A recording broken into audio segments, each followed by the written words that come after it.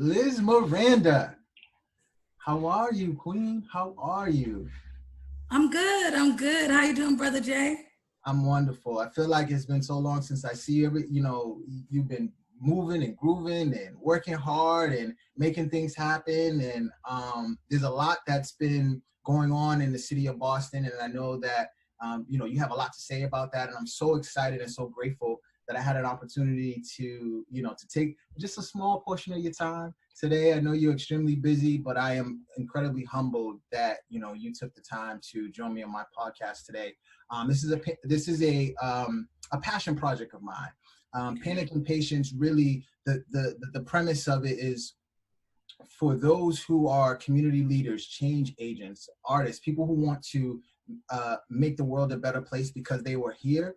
A lot of us dance on this line of panic, not so much in a literal sense, but having this sense of urgency that things need to happen, things need to change. I have to get this project out, this movement going, right? But also understanding that there's going to be trials and tribulations and challenges that come along with doing anything of significance, and it takes time. So we have to balance between the sense of urgency, but also understanding that the work that we're doing, we may not actually see the fruits of this labor. It may be a whole generation after us that actually gets to bear those fruits. And so I see you, as a leader, as an activist, as someone who's always trying to push the culture forward, particularly for the Black and Brown community. So, I thank you for your time, and I'd like to start the podcast with an icebreaker in a sense. I know that you have lived a life, and there's a lot of different experiences that you have, and I would love to hear a story from you. It could be about anything, but what story do you got for me today? Thank you, Jay, so much. And the honor and privilege is actually all mine. I've been able to see your work and be your friend for decades now, and it's just been a pleasure to be in your space and dope office. I see you got playtime on the wall, got rice, and funny story, I'm going to get into the story, but I just bought a stamp from the beginning so that I could read it again. So I just see you have another Dr. X, and I'm super excited that he's in Boston now and going to be working at BU. I think the story that I'd like to share is a story about how I got to become a youth community organizer by chance. And when I was 13 years old, I was walking down Dudley Street, where I'm from here in Roxbury, and my whole family almost all lived within a few blocks from each other. So I grew up on Woodward Ave. My grandparents were on Clifton. I had aunts on Albion Street. And for those folks, Cape Verdeans mostly, who grew up in that community, we knew every person at every household. And so I did the same thing every day as a child. I would leave my home, go to the next door neighbor's house. E.T. was his name. His mom would make us breakfast. Then I'd go to the next house, which was my great-grandfather's house, and he would take all the kids from Woodward Ave to school. So we'd walk up Woodward Ave, make a left on Dudley Street, and within a block, we would hit Clarence Street. And there was a corner store there that's still there, Davies Market. And I just want to give a shout out to the Fidalgo family. They lost their father years ago due to gun violence, and he was a major staple in our community. And I got to see George Fidalgo every day. And outside Davies Market was a gentleman by the name of Katabada, which means he doesn't bother anyone in Cape Verdean Creole. And he gave us penny candy at 8 o'clock in the morning, 7:30 in the morning, every day to every kid that passed by this corner store. And this corner store was like a block away from my school. So everything was in my neighborhood. These 6 blocks between St. Patrick's Church to East Cottage Street, where I currently live now, where I grew up, they've had the most impact on me, regardless of, I've gone to Dubai, I've gone to all these places, but these 6 blocks taught me everything I know. And so the story really goes that when I was 13, I was littering. I was, my community had then turned into a place where there were a lot of vacant lots. And I was really worried. But I didn't know what to do about it. And so I just contributed to the mess, you know? I just threw a teeny bottle and a 25 cents bag of chips. For those that grew up in the hood, it was a ketchup chip bag. We know we all ate ketchup chips, Soul chips, you know. Some of these chips we can't even see anymore, right? Right. And I was littering in a littering, and I was just throwing it on the ground because there were no trash barrels. And this woman stopped me, asked me why I was littering, and I didn't have a good answer.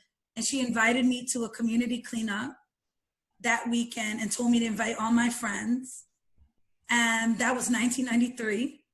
And not only did I come to that community cleanup, but I got a summer job with that organization, Dudley Street Neighborhood Initiative. It would begin a lifelong love for me of environmental justice being racial justice work. I became active in my community and got a lot of pride in making my community look better. And so the story really ends where it begins, that now I'm a legislator and I'm still doing cleanups, you know, 27 years later. I just turned 40. Yeah. And so to be really reminded that community, you know, started for me long before that cleanup, but it definitely got solidified with that cleanup and being checked by this woman named Ross Everdell, who I still know to this day, who was my colleague when I got older. But she gave me a chance to contribute something meaningful to my community. And at the cornerstone of all of our work is that little kid in us that wants to have a healthier, safer, stronger community. And that's where my work began. I love that story. And why do you think it's so important for, because I feel like in these times, we have gone away from this sort of neighborhood feel. Like people live in a neighborhood, but it's not a neighborhood. Like kids are not playing in the street. Kids don't know necessarily the next door neighbor, or, you know, there's not the aunties on the porch that are checking you and telling you to pick up the trash as much as it was back in the day. How important is it now for us to, because, you know, they say it takes a village to raise a child, right? And you seem to be a product of that. How important is it for us to really embrace our young people, even if we feel that they don't listen? Because she had no idea that you were going to be who you are today, because she told you to pick up, that chip bag. How important do you think that is for us to sort of have that kind of lens to look and see, like, let me say something to that young person, because this person may be somebody someday. You asked a couple of questions within a question, and so I'd like to take it apart if I could. Yeah. In true elected official fashion. I'm a community organizer at heart, and I really feel like the village is on fire, and it's been on fire for a very long time. Mm-hmm. And I can actually go back in my life and trace moments where I noticed that there have been changes in what we consider community building. I really fundamentally believe that social media has ruined the act of community organizing and community building. When I was running for office, I remember thinking about 2 times in my life where I was a promoter, one being a real promoter with clubs, and how I learned to pass out flyers and talk to people and bring people together. But then I returned back to being that 13-year-old girl who, once I went to that first cleanup, I created more cleanups for myself. What Ross Everdell did for me, what my great-grandfather, E.T.'s mom, George Fadago, and all the people that have been part of my life did, was give me an opportunity to be seen, to be heard, and to contribute. And for most young people, they spend their entire lives being told that they're the future, but they're really the present. And what she did for me was make me feel prideful in a place that was my home, but that I had a lot of trauma and a lot of issues with. Growing up in Roxbury, being told that I lived on the most dangerous street in Roxbury, being told by certain teachers that essentially that my level of success would be determined by my zip code. My mom worked 16-hour days. If I didn't have the village of my grandmother, who I love deeply, who I just lost through COVID, if I didn't have my great aunts and my next door neighbors, I don't know where I would end up in life. And so I really want folks to understand that community building and building the village, it really is a life or death thing for our communities.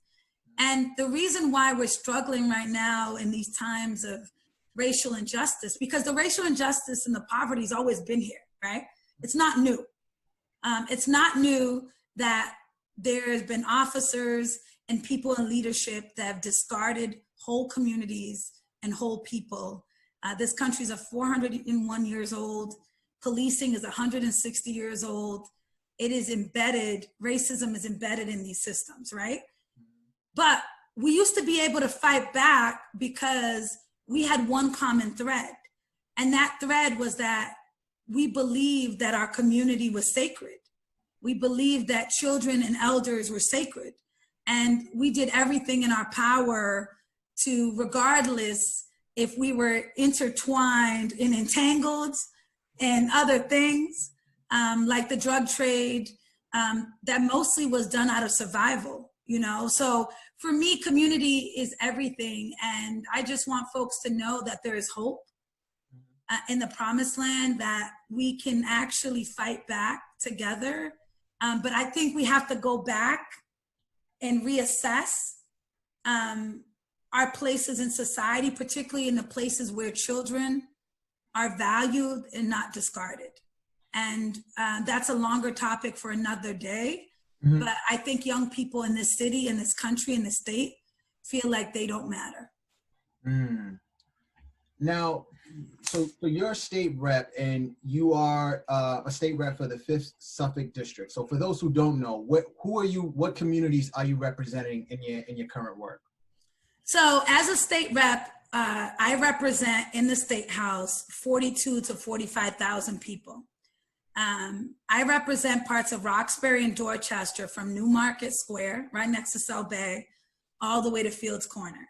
Mm-hmm. So I tell people that I have one of the best districts, but also one of the most under-resourced challenged districts.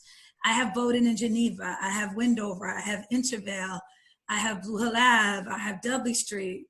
I have all these interesting areas of Roxbury and Dorchester that I call home because this is all I know.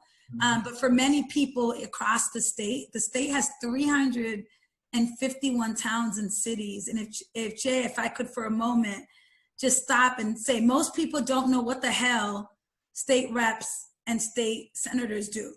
Mm-hmm. But I'm here to tell you that they're probably the 2 most important roles in government. And why is that? And because they pass laws, they amend laws, they get money and resources for our communities, they champion causes, they elevate issues. And so if you have people, I'm one of 3, 1, 2, 3, Black women in the entire legislature. And I just want to break down some numbers for you. My district is 94% of color. I have the most of color district in the whole state. Mm. There are 200 representatives and senators. There are 160 representatives. There are 40 senators. Massachusetts had the first legislature in the entire nation. In 1636, we founded what we consider to be the General Court.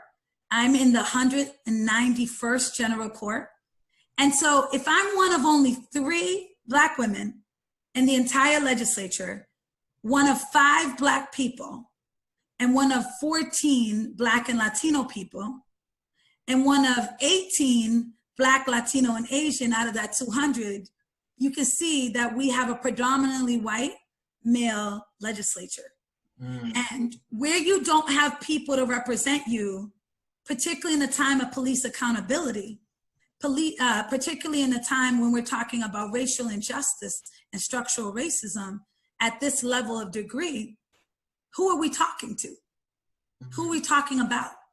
How are we represented in places where they're going to take votes on Black and brown bodies and Black and brown issues where we're not? So I hope I've kind of explained that. It's a little boring.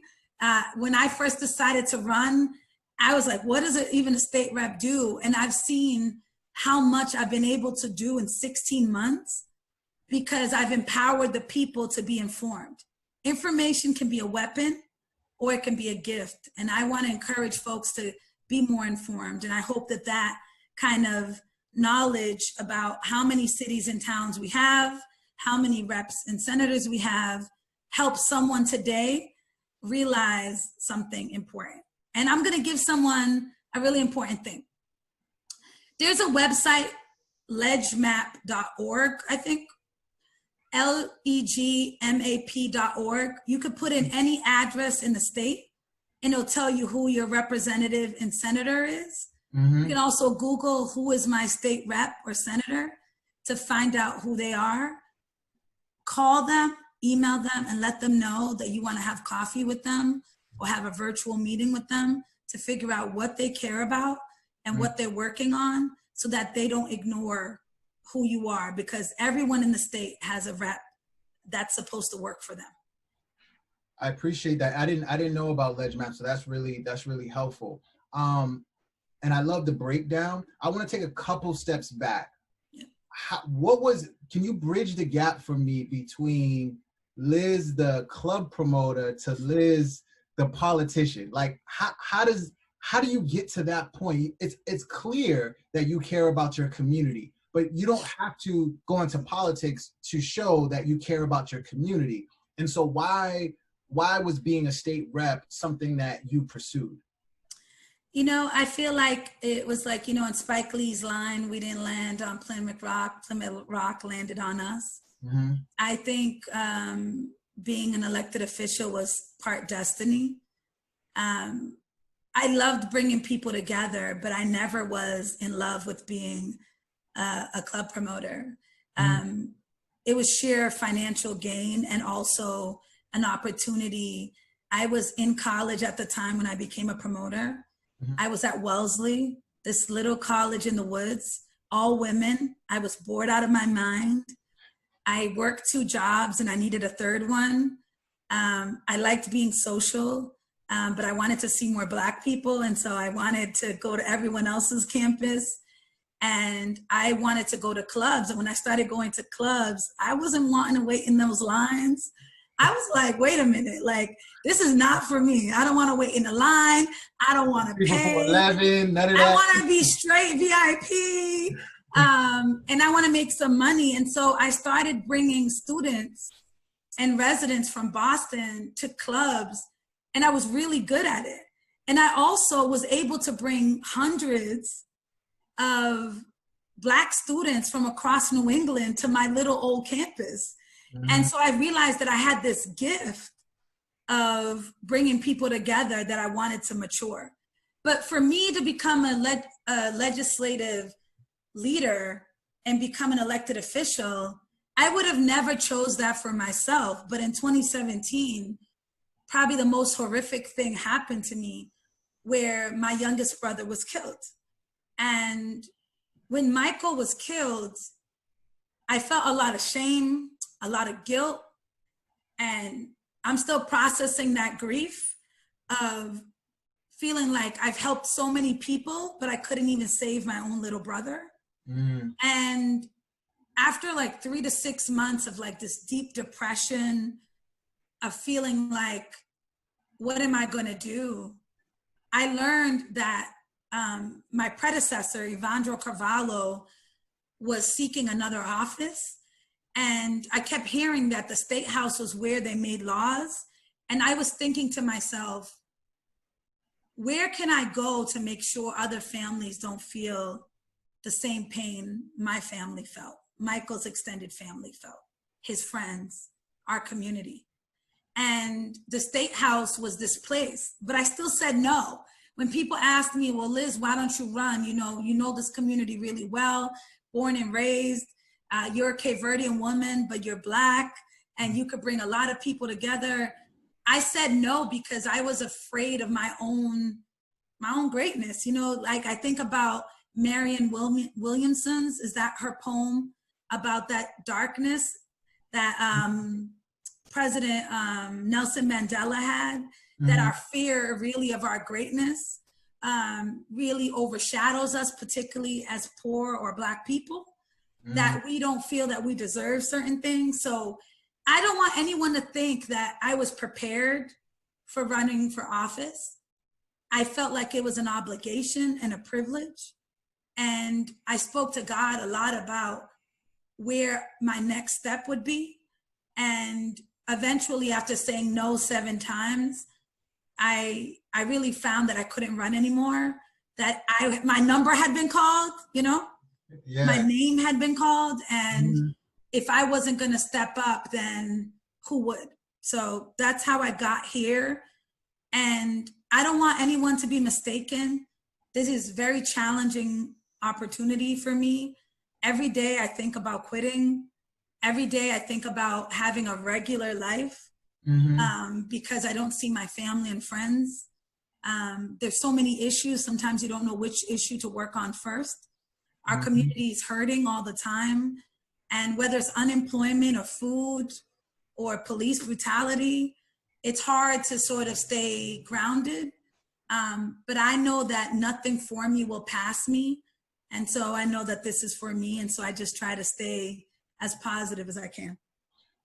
I love that. And so, you know, early in our conversation, you talked about, you know, have a virtual conversation with your state rep and ask them, what are they working on? What are they passionate about? What are you working on? What are you passionate about in your community, in the districts that you that you represent? I really feel like what drove me to the State House, I haven't had the opportunity to work on fully yet, and that is to transform totally youth opportunity and gun violence. I came to the State House wanting to work on gun reform and changing how we fund gun violence prevention because it was the #1 issue in my community. The Fitz-Suffolk district is the 3rd most violent place in the state, and it's the only neighborhood. So it only comes behind Boston as a city, Springfield as a city, and then we have this neighborhood that has a lot of beautiful things. We're diverse, we're resilient, we're hardworking people, and yet poverty has been intertwined with violence for so long that I think that we've gotten this label that we haven't been able to shake because I think that the state is at fault. You know, I am an elected official, so I don't walk away now. This is happening on our watch and has happened on our watch for some time. But the issues that I carry, other issues that I work on a lot, on maternal justice. I'm a freshman rep and just passed a bill. That's really unheard of, to be a freshman, passing something in your first term, but it's on a commission to study maternal justice because Black women are dying 4 to 8 times the rate of white women across the country. Just last week, Sha'Asia, I forget her last name, a 25-year-old from New York City died giving birth to her child. And it's 2020. We shouldn't be dying giving birth to children. We've been giving birth since the beginning of time. Right. And the fact that Massachusetts is a leader in healthcare and we still die 2 times the rate of white women in the state of Massachusetts is incredibly appalling. And I wanted to make sure that as a Black woman, I stood up for us. I don't have any children yet, but I watched my own sister give birth to a child that didn't survive. And I can go on and on about the friends and family members that have had complications with childbirth, that we have to do something. And the other issues are environmental justice, immigrant rights, criminal justice. When I got on the campus of Wellesley, my father was incarcerated, my brothers were incarcerated. I basically dealt with people being locked up since I was 9 years old. And we have a problem in Massachusetts with the DOC and the houses of correction. We're number 2 in the nation with life without parole. We're second to Louisiana. We have 1,000 people on life without parole, and over 60% of them look like me and you. And we only make up about 20 to 25% of this state. It's racially unjust. And we have to keep fighting. We have to de-incarcerate. We have to change these laws. And right now, I just filed a bill a month ago called an Act to Save Black Lives. And even in that was hella bold. Like, you know, I was thinking about what I was gonna name my bill to ban no chokeholds, to ban no knock warrants, to make police misconduct records public, to ban tear gas and attack dogs. And I just was like, excuse my language, but fuck it. Like, I'm trying to transform public safety, because public safety has always been used since the beginning of sort of slavery to capture slaves and be punitive toward Black communities. And so I created the Act to Save Black Lives, 5128. I'm so excited that in the next couple of days and early next week, we're gonna debate that. You're gonna hear a lot from me online about how to call your rep, how to call your senator, how to call the governor to say he has to do something meaningful now.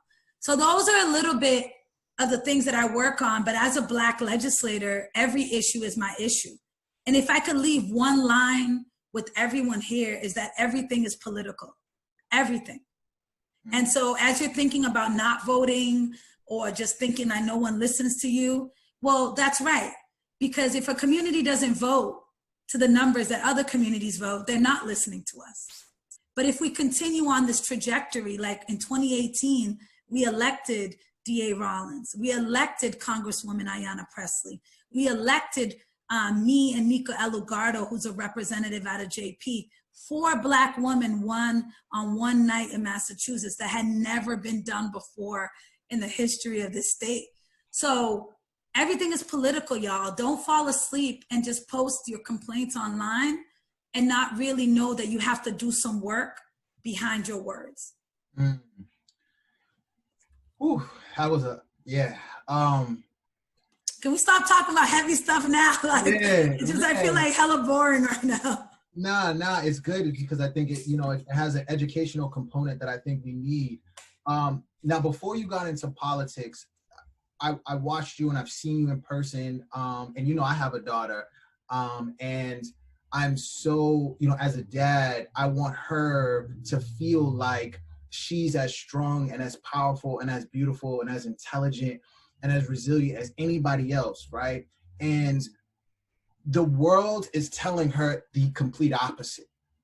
And there's been this sort of surge in protect our Black women specifically.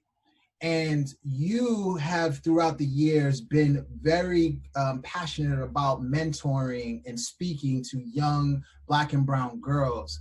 How have you now in your role meaning representing an entire neighborhood in a district, how important is it for you for young Black and brown girls to see you and Congresswoman Presley and Rachel Ross, like y'all have literally like made our chest so proud and got us hyped, but at the same time we want our girls to make you feel like you're still human, you're still real, it's still a tangible thing. How have you shifted now that you have this legislative role? How have you now talking to these young girls and encouraging them and motivating them to want to have their voice be heard, just as along with any other citizen in the community? First, I want to say that work is not over. I struggle with my own confidence. And having to remind myself that I'm worthy, that I'm enough, that I need to forgive myself. I really started off speaking to larger groups. I've always been a youth worker because of what people instilled in me When I graduated college, I was going to go into banking and or international affairs. And I eventually came back to my community and became a youth worker in the same organization that had shaped me, which is my town.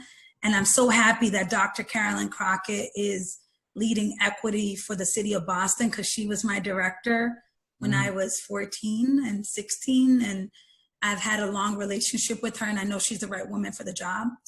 But I say all of that to say that Black women show up for everyone, but I'm still struggling to find where people show up for us in the same ways, to the same degree.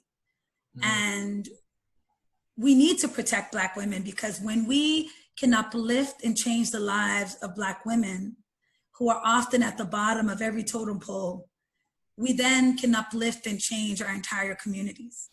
You know, when you invest in supporting a Black girl, you are essentially supporting an entire Black family and community, because that one Black girl is going to stretch her arms to help anyone and everyone, because that's just in our nature, right? And I want girls to understand that, like, when I started speaking to girl groups, like I remember after I left youth work because it didn't pay any money, and I started doing entrepreneurship full time, I really missed engaging with young women. And I remember going to Newton South to talk to a bunch of Metco girls. And as I was sharing my story, you know, the same story about growing up in the hood, my mom worked all the time, my dad being incarcerated, and I had implied, because I wasn't brave enough at that time, that I had gone through a lot of stuff as a little girl. And a young woman in the audience started crying. And I knew that she was crying because there was something, part of my story, the things that I had left unsaid, she could relate to. And so I decided that day to be honest with those group of girls and talk about child abuse and sexual abuse and domestic violence that I had faced with boyfriends. And then the whole room started to cry, right? And I walked around in a circle and realized that part of my gift and part of gifts of all women is to be empathetic and compassionate with all people. And when I started to be braver, those girls felt the license to talk. They'd been holding everything in because that's what we're told to do, particularly immigrant girls, Black girls. You don't air your dirty laundry. You try to wash it away. You try to make it excellent away, but it doesn't go away. And so I want you to know as a dad that part of protecting Black women is allowing them to be free, to express themselves, to share the places in which they don't feel whole or listened to, but also to know that it'll be a forever work in progress, right? I'm 40 years old, and some days I cry and I look in the mirror and I was like, you got this, girl. And so don't think that she's gonna just get that moment right now, that she, as long as she's loved correctly and given the freedom to explore and told often that she's abundant and beautiful, you know, that maintains in her mind and that will carry her through. So I want to know, I want folks to know that one of the lines that I've also said to a lot of people is that it's going to be okay. And that's something I wished 9-year-old Liz had heard, or 13-year-old Liz, or 19-year-old Liz, or 25-year-old Liz had heard enough. And I never heard that. I always heard that like anything that would happen to me would forever destroy me. And I just want her to know, and any girl who's listening, a woman, that it actually gets greater later and it's gonna be okay. I love that. I love that. I'm definitely, my daughter's definitely going to see this and she's going to hear that. And it's important for her to see, you know, beautiful, strong Black women in positions of power. because they're looking for examples. They're looking for examples. And so with that being said, how have you and your now, your colleagues, Congresswoman Presley and Rachel Rollins, like how have y'all banded together? Because there's so few of you, in Massachusetts who are representing the people and trying to push for change. How have you collaborated or supported each other? Do you guys have conversations like when you're having those down moments? Like, because I'm sure in moments like this, you want to hear from them that it's going to be okay, right? You don't always want to be the person that's telling someone else it's going to be okay. How has that developed in your 16, 17 months in office? It was really interesting. We have a text thread. There are electeds of color. There's an electeds of color group. There's the Black and Latino caucus. But Ayanna, Nika, Rachel, and myself created a text thread. When we won, the very next week, we went down to the Congressional Black Caucus conference together. And Ayanna helped me out in so many ways during my process, where she would text me sometimes in the middle of the night and say, you got this, as a first time person running for office, it's crazy. You don't sleep. You don't know what to do next, between endorsements and getting flyers out the door, knocking on hundreds of doors and calling thousands of people. It's a lot. It's heavy, right? And I think that the ways that we show up with each other is like we clap back for one another. We share each other's stuff. We show each other grace. And that is probably the best gift we can give each other, because in a world where they say Black women can't get along, we're not going to always agree. But I think showing each other grace is a gift of showing each other the same compassion that we want to see in our own lives. That we don't automatically assume that the other person is doing something to hurt each other, And so recently we had to clap back to support DA Rollins. She's always, her and Ayanna are always getting attacked. And even me, like when I got attacked a few weeks ago, I was called the most ratchet representative in history. And I have racist bloggers who attack me all the time, because when you're trying to fight their systems of oppression and white supremacy, they're like so mad that you're beautiful, you're smart, you got a little gang posse, and you can clap back educationally. And that's what they're mostly upset about. So I think that's how we lift each other up and support each other. Ayanna's also been a champion, Congresswoman Presley, of maternal justice, of ending qualified immunity, which I believe in, with getting money and resources for our districts. And DA Rollins is trying to dismantle this criminal justice system, one policy at a time.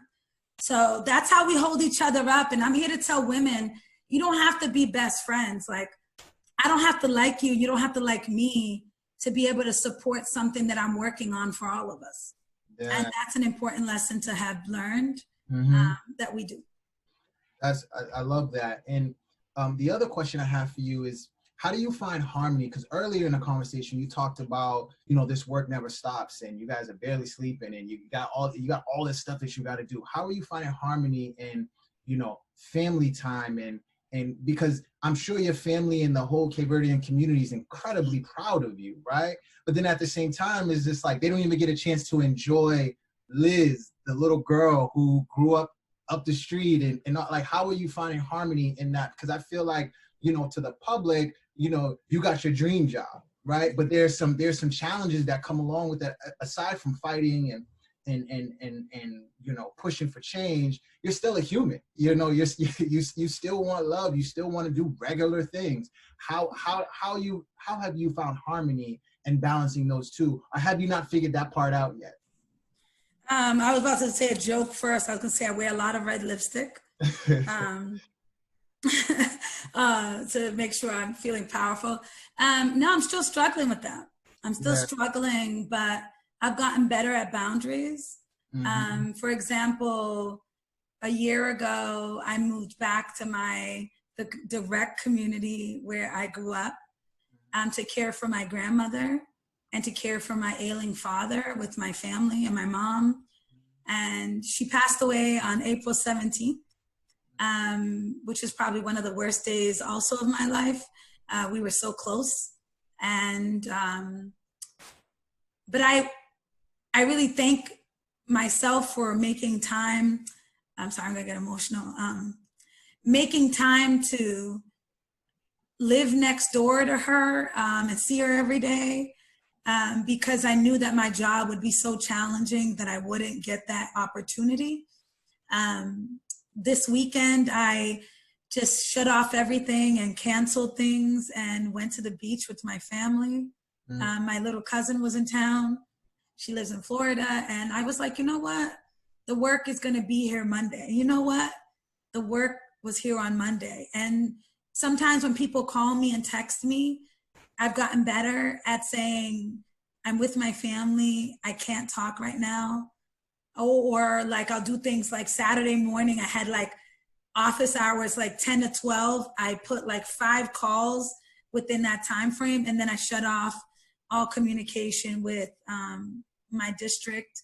But it's hard. I'm struggling every day.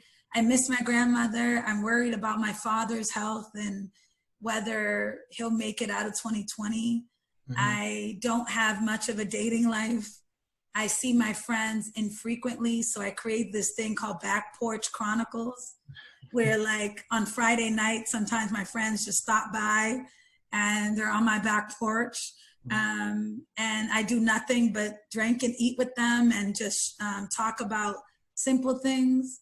But I don't think you ever get really great at self-care unless you're really intentional. And I'm trying to get better at that radical self-care because I struggle.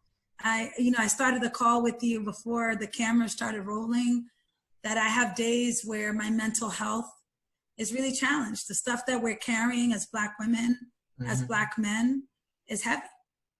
Yeah.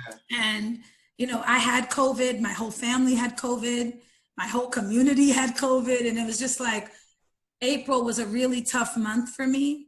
But now I'm in July and I'm reminded that I survived that and everything's gonna be okay. And although I lost my grandmother, like she's a motivating factor in me trying to do the best I possibly can for your grandmother and the other grandmothers of our community, and that's what drives me every day. Wow. And I guess, because I know you got to go, I got a couple more questions. No, we can keep talking. You know what I'm saying? I got to reapply my lipstick. I can't find it right now. The ghetto if I put some gum in my mouth. Yeah, the BLM mural in your neighborhood. Tell me, what does that feel like for you? Like in your spirit, in your heart, what does that feel like when you saw that happening and those in the community coming together to paint that on the ground? Was it something that you were excited about? You said this is not enough? What was your vibe on that? Hold on a second, my mouth's kind of dry. But first, I thought it was dope. The second thing I'm gonna say is gonna be so hella ghetto, but hold on, I need a little moisture. I think it was woefully irresponsible of people to say that it wasn't enough, because there's a lane for everyone. There are people who will protest. There are people who write laws. There are people who use faith and their church community, and artists are gonna do art. Now, I'm from Roxbury, and I remember a time when Dudley Square was full of Black art. And I'm a student of history, and I knew that Roxbury was the center of the Black arts movement, and there were tons of more murals from Black artists everywhere. So I felt like it was in the right place. I was proud of all the artists in New Bean Square, particularly Black Market and Kaidi and Chris Grant for leading the effort. And I think it's my job and other electeds and other community leaders to come together to do the other work. There's something about art and artivism, like art activism, that inspires people and reminds them of their calling. And so for me, when I heard people saying that, well, what's that going to do? It's not structural change. It's not meant to be. Nubian Square is a Black community that's been heavily gentrified, and it's struggling economically. And if that one piece of art is going to be the start of a new renaissance of telling a different story, I'm all for it. I love that. I love that. I was incredibly inspired by it. You know, Rob is he's just dope. You know, Pro Black, like, no words. Yeah, he's just dope. And the last thing I want to ask you, from your perspective, you mentioned it earlier. You talked about Black and brown folks going out to vote. We'll put that on the shelf for a second. Outside of voting, what can we do to help push for change, to support what you're doing, and to help support our community beyond just voting? Stay informed. Try your best to not share false information or to make strong opinions that are not well informed. Facebook is a very dangerous place. We tend to spew a lot of our pain and our frustrations. And it's a great place to make things viral and share them, but it also is a place where other people are trying to find information and avenues how they can contribute. And it's not gonna get laws passed if we just do Facebook, right? Now there's a place for social media, but to be informed, I say for mostly everyone here, find out who your political leaders are and lean on them. Lean on them. People in my district have my cell phone number. They text me, they DM me. They bring things to my awareness because I can't be in 20 places at once. And so without them, I'm nothing. And so I want to encourage people to get more informed, be a steward of good information, be a steward of opportunity. If you see an opportunity for a new job, share it. If you see an opportunity for someone to get their quarry sealed and expunged, share it. If you hear about an event happening virtually or in community, share it, attend, donate. I think a lot of people think you have to have a lot of money or a lot of power or a title to contribute, but that's false. No one's coming to save us. Even in my role, sometimes I feel like an imposter because I want people to utilize me, but I want people to be empowered to know that they can lead in their own communities. You know, if you want to change your street to be a one-way, there's a way to do that. If you want to plant more trees, if you want to have more art, there's ways to do that. And then if you want to work on the harder stuff, there's also room for that too. So I just think that folks need to understand, like, figure out what your passion and your purpose is. I know that you've worked in media for a long time and have a love of film. I do too. I have a love of art in theater and film. I almost was an art history major, and a lot of people don't know that. Wow. Except my mom was like, what the hell are you going to do with that for a job? And then so I studied history, and she was like, what the hell are you going to do with that anyway, right? And I was like, see, I'm an elected official, right? Right. Just find out what your passion is, be informed, give people the gift of opportunity, and be a good citizen. And a lot of people are like, well, what does that mean? Like, every day you have an opportunity to do something kind for someone else. Buy someone coffee, help someone cross the street, give a kid a book. And just trying to be a better person and a better citizen is going to lead you to what you're looking for. I love it. Amen to all of that. I agree with all of that. Liz, thank you so much. Sorry, I feel like so hood, chopping on my gum. Nah, you're good. You're good. This is, we're in our element. We're loving on each other. We're just. You're my brother. I needed some moisture. The water wasn't helping me, but I don't want you to think that like this has actually been really good for me. And so thank you for creating this blog and this podcast. And if anyone has any questions, please feel free to share my email and my cell phone. Actually, let me take that back, because I'm going to be wanting to take some self-care time. Just my email. You reach out to me. And I'll include your social handles in case they want to, follow you on social. Thank you. I had to take that back right quick. I love you, sis. I love you too. I see you, and I'm so, so proud of you. And please continue to shine and continue to doing the work. We need you. Thank you. Un abrazo. Ciao.